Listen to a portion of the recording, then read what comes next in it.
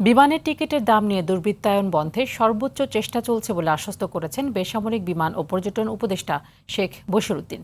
টিকিটের দুর্বৃত্তায়নের মাধ্যমে হাজার কোটি টাকা আত্মসাৎ হয়েছে উল্লেখ করে তিনি বলেন, টিকিট বিক্রি নিয়ে দুর্বৃত্তায়ন দীর্ঘদিন ধরে চলছে। এখন থেকে টিকিটের গায়ে মূল্য এজেন্সি ও লাইসেন্স নাম্বার টিকিটে থাকতে হবে, না হয় লাইসেন্স বাতিল সহ আইনি ব্যবস্থা নেওয়া হবে। সচিবালয়ে সাংবাদিকদের সঙ্গে আলাপকালে এসব কথা বলেন তিনি। লাইসেন্সবিহীন সকল ট্রাভেল এজেন্সির বিরুদ্ধে মোবাইল কোর্ট পরিচালনার নির্দেশ দেওয়া হয়েছে বলেও জানিয়েছেন বেসামরিক বিমান ও পর্যটন উপদেষ্টা। এই সমস্যাটার এই নৈরাজ্য বা এই দুর্বৃত্তায়নটা একদিনে হয়নি, এটা গত বহু বছর যাবতের একটা সম্মিলিত ফল। কিছু সাধু দুষ্টু মানুষ এটার সাথে সংশ্লিষ্ট, যারা এই নৈরাজ্য করার ভিতরে হাজার হাজার কোটি টাকা দেশ থেকে পাচার করেছে এবং এই দরিদ্র জনগোষ্ঠীকে একটা নিদারুণ কষ্ট দিয়েছে।